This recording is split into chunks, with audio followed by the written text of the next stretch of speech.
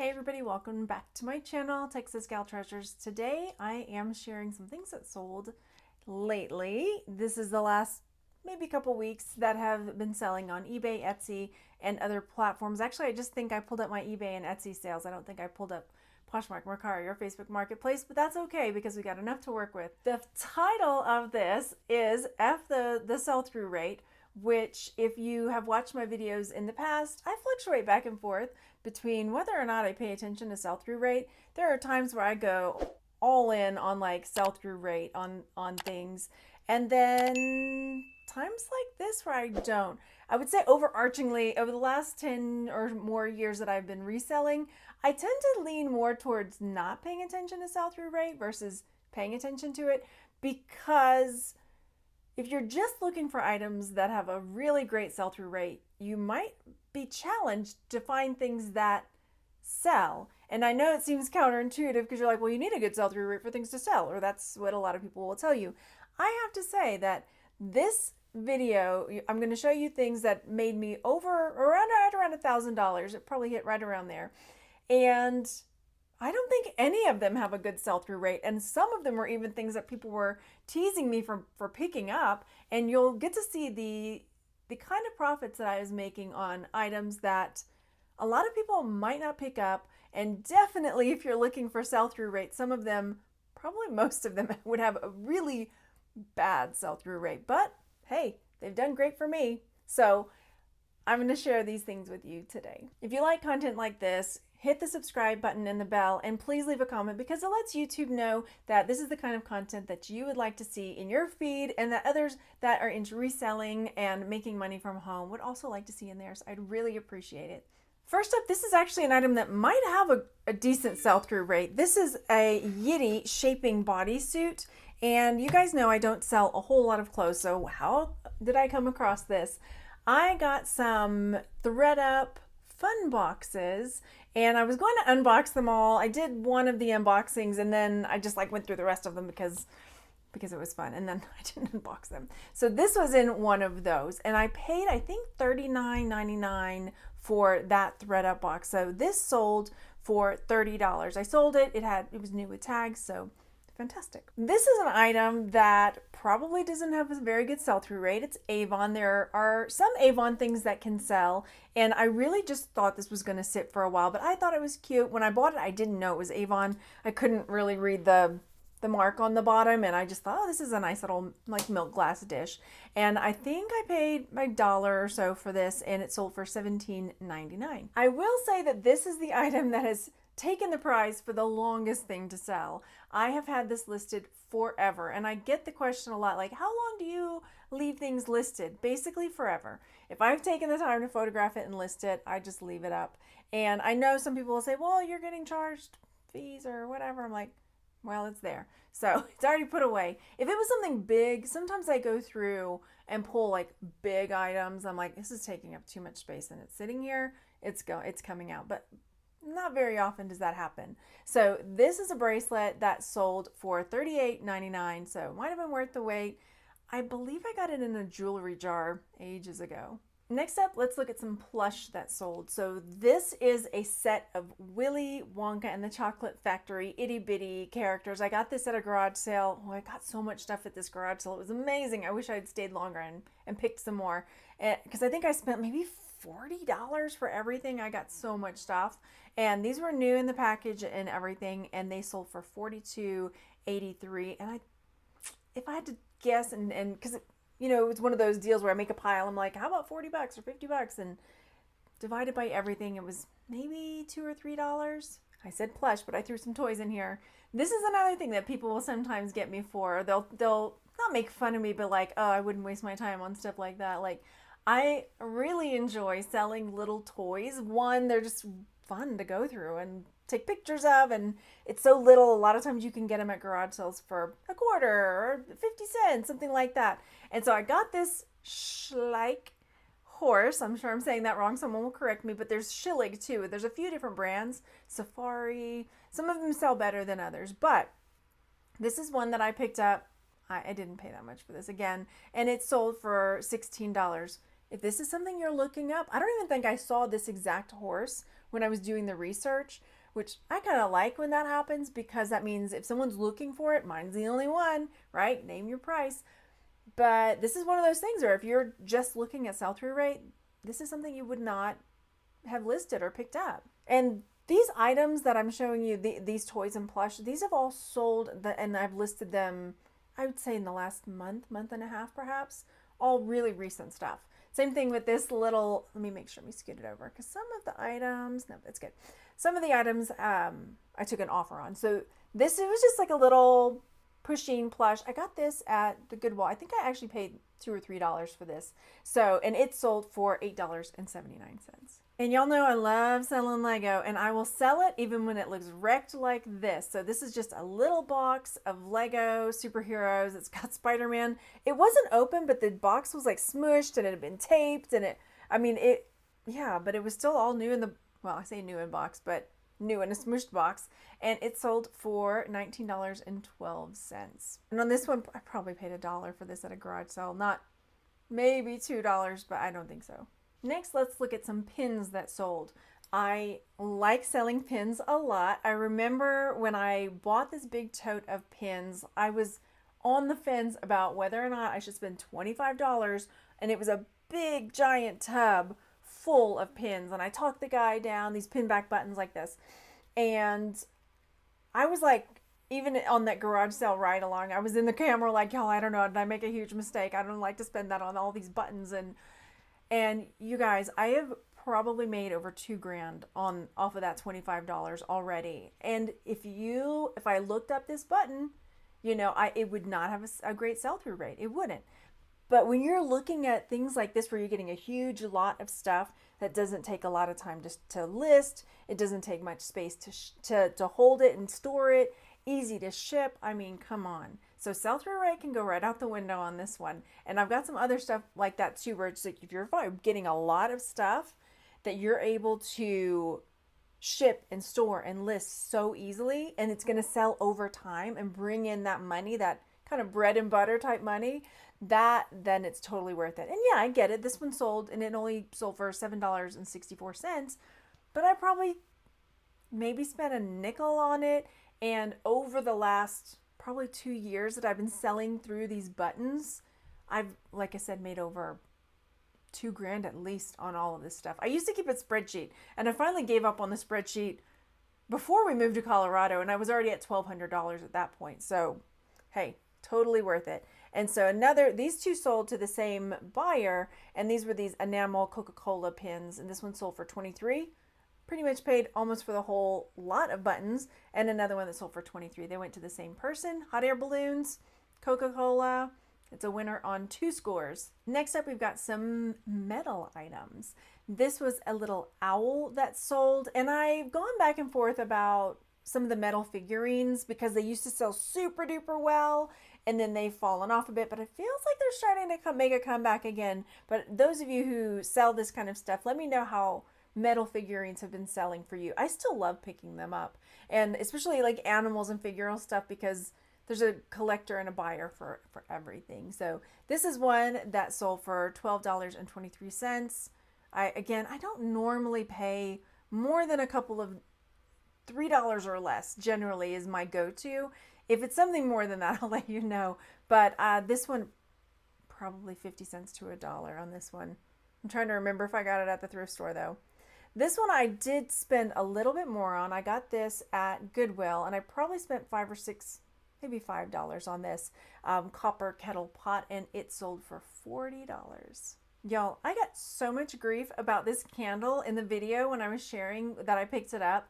People were like, I can't sell candles. They're going to melt. And I mean, there were people that were like, no, that's the bad idea. Especially one like this that's going to, but y'all, no, it's been fantastic. They got it. They love it. It sold for $25. I think I spent $2 at Goodwill. It's still wrapped in the cellophane and everything. And it's a tiki guy. This one sold pretty quickly too. I would say maybe 3 weeks. So, and again, I could not find one like it. There was not a candle like this that I could find. So there was no sell-through rate. I mean, it was, if I looked that up, somebody would have been like, no, the sell-through rate's not so good on this. This is another one, keychains. This was either in with the buttons or it was right around that same time, because then there was another guy that had a little shoebox that was full of like Harley patches, some pins, and some keychains. Those keychains sold super fast. I know in the buttons there were some keychains like Louisiana lottery keychains, and I was like, I guess I'll list them. I got them. Those sold quicker than a lot of the buttons. So don't overlook just random keychains. Why? Louisiana lottery? Those, like I said, I'm still trying to, it boggles my mind. Like, but this one, it's really cool. Zion National Park, Thunderbird, pretty cool keychain. Sold for $25.99. It's, yeah, I've had it listed for a while, but like I said, with the lot and the big picture of all of those buttons and keychains, it's been selling for the last couple of years, just over and over and over with all the different stuff, and it's super easy to photograph. And this one I just listed too. And after I got it, I realized one of the little bamboo pieces, like one of the bars, was missing. And I was like, oh man, is that really going to affect the price and the sell through and all of this? But it didn't. And this sold, again, I just listed this probably in the same batch of photos that I did the tiki stuff. I got this at a garage sale for like 50 cents to $1. And it's super cool. Like, it opens up and it's got this little metal cricket in there, a little fake cricket cage, sold for $40. And then this is an IKEA wall lamp, and I bought all that the lady had. She had four of them, and four or five of them, and I bought them all from her for $20 or so, for about $5 a piece.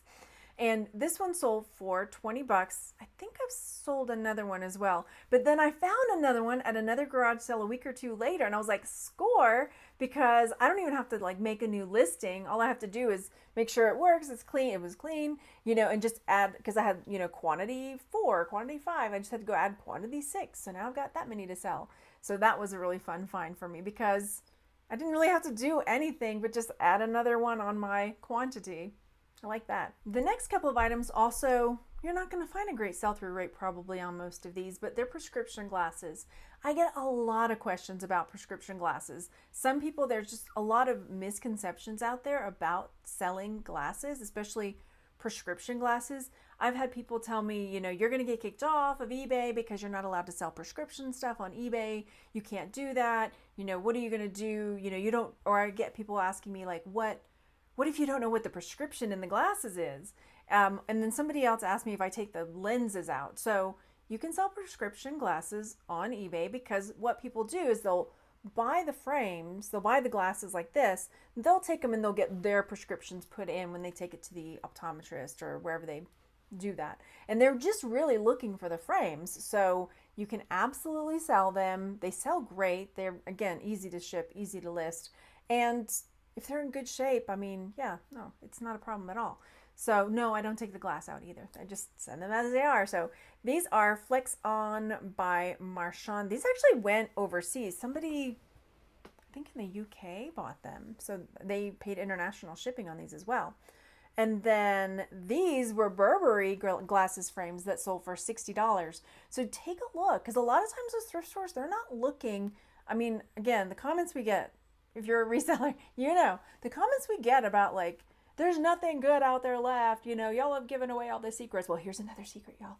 Okay, because they're not in there looking at every single glasses frame and seeing what the brand is. They're throwing them in a basket and just putting it on the counter or putting it at the end of the aisle. Look at the different brands. I mean, even if you're like, okay, let me just grab ones that I recognize. I kind of recognize that, okay, I know Burberry, right?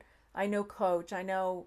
So just take a peek at those, because sometimes you can get glasses for 50 cents, $1, list them and make, these sold for $60, $61. Next up are these Crate and Barrel footed dishes. And Crate and Barrel is one of my go-to brands that I really like to pick up. I've had to like slow my roll a little bit on it because some of the things don't sell as well. And then I bought some Crate and Barrel plates and bowls, and I thought, oh, these are really nice, I'm going to keep them.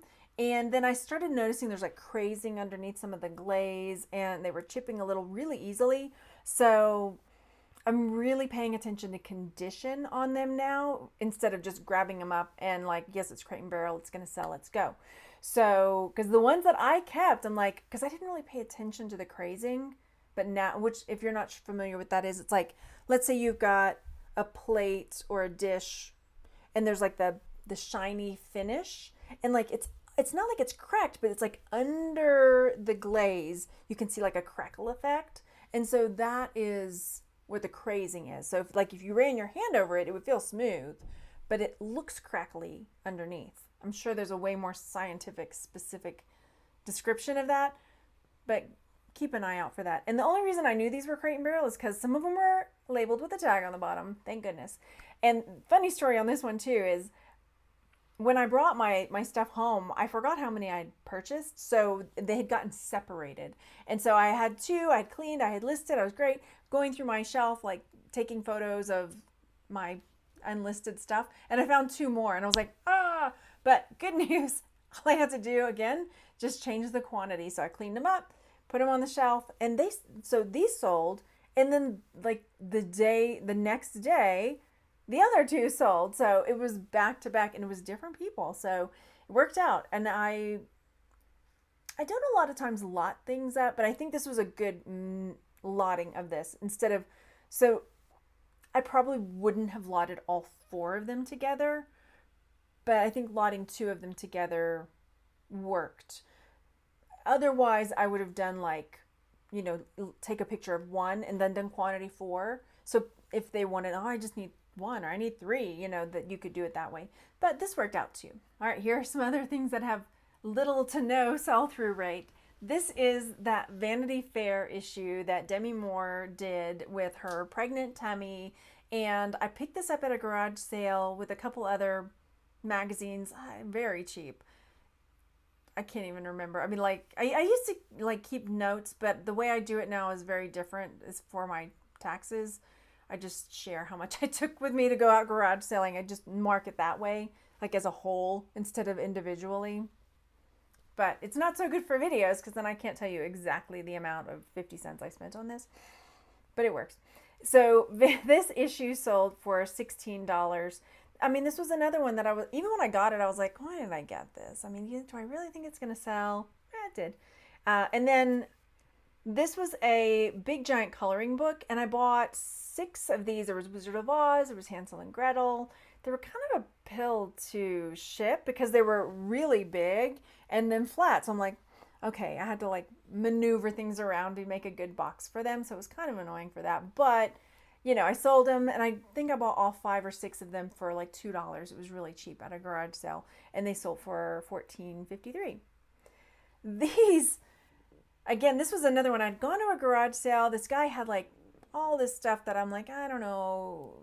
Yeah, okay, how much just for your car magazines? He had like car just magazines, and these aren't even magazines. Some of them are like order forms, for cars. I'm like, I don't know if somebody's going to want these, but people are into cars, so I guess let me just take a chance on them.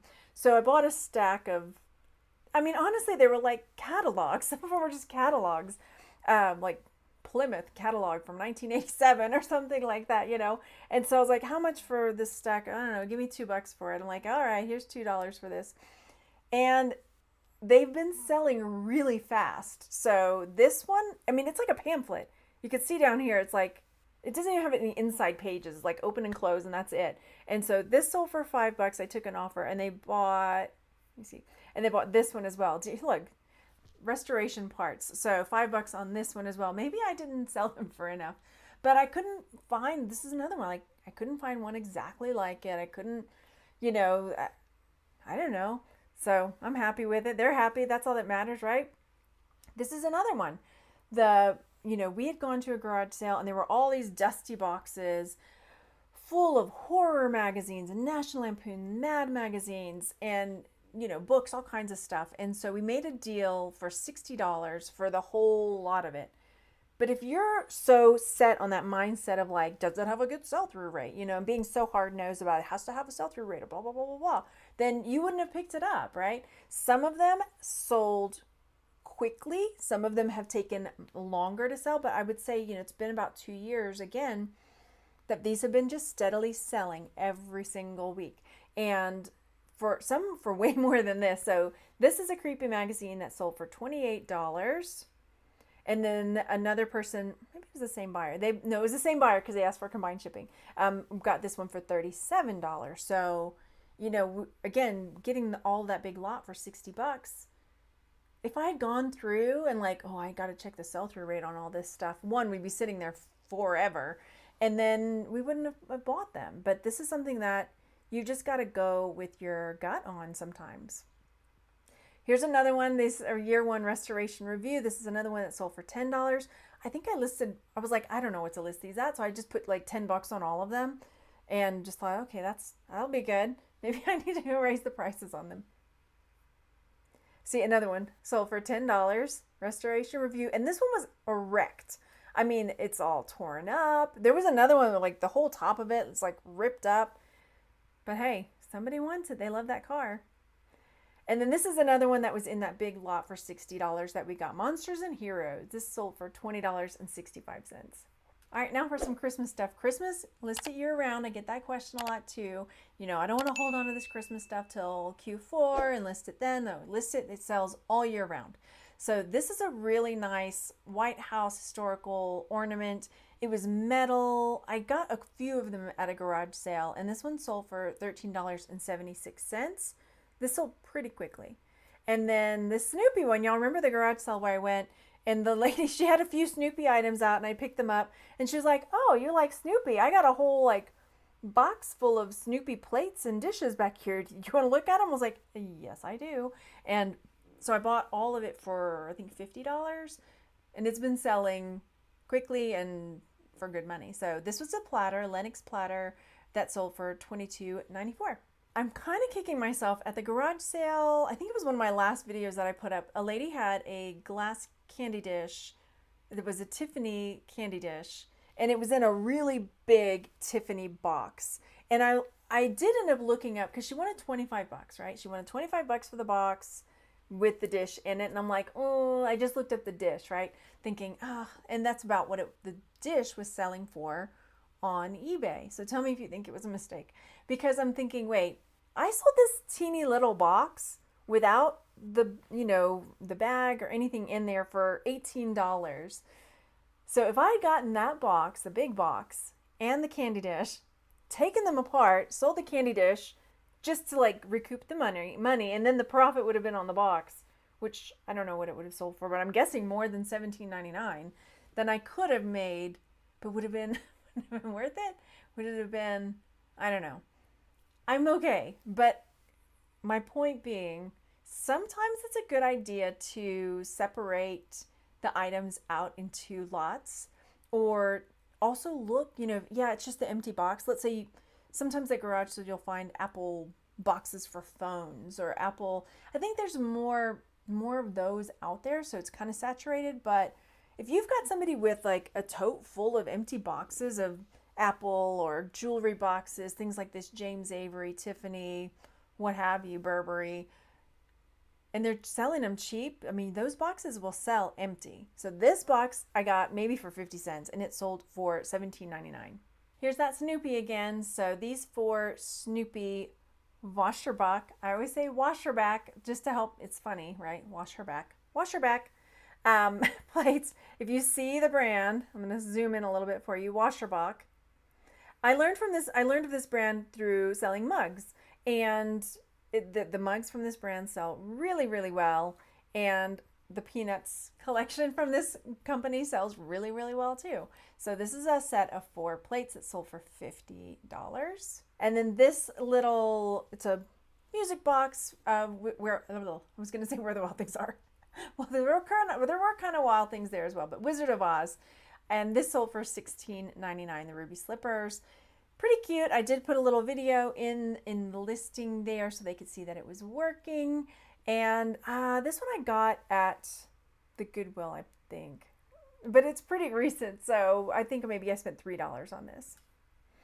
And then this was my sale from today. I thought I would go ahead and throw it in there, and I wanted to talk about it. So this is Pee-wee's Playhouse, the complete series, and it was new and sealed. I listed it just a couple weeks ago, and you can see my listing, I listed it at $350. And then when I got the offer, so what I'll do is when I get the offer, I'll look, what did I list it for? And then especially when it's something like this, I'm like, why did I list it for so much? I tend to list things high, I get it, but that's like really high. So before I selected that I would accept the sale, I went and looked to see what's up there right now. Did something change since I listed it? And what kind of things had been selling? And I saw that there were multiple that had sold and were up for sale for around this price or less. So I was like, ooh, I better go ahead and take this offer. But I'm not sure. I don't know if when I listed it that maybe I didn't search it correctly, and so not as many showed up, and I just got a few showing up. But for whatever reason, it's worth checking again, especially before you accept an offer. So I did accept.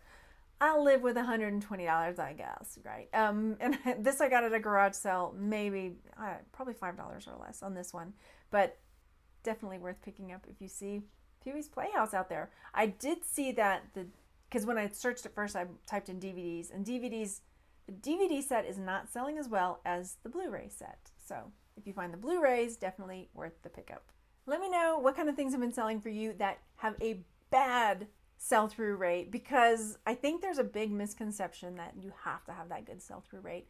And today's video with my recent sales proved that that's not always the case. Sure, like I said, I've gone through periods where I'm like, I'm checking sell-through rate, especially when sales are bad. You start thinking, maybe I'm doing this wrong. But we have to remind ourselves as resellers, there's ups, there's downs, there's slow times, there's quicker times. You know, we're coming out of that kind of summer slump, back to school time. Q4 is coming up, so start getting those things listed, you guys, because the sales are going to start picking up. People are going to start buying things for the holidays. I know personally as a mom, I'm already starting. I'm like, kids, tell me what you want. I need time to start buying things in advance to put them aside for Christmas, because if I wait for the last minute, then it's a lot of money all at once. So I'm starting early, trying to pick things up to put away for Christmas now. So start getting those things listed if you've got them.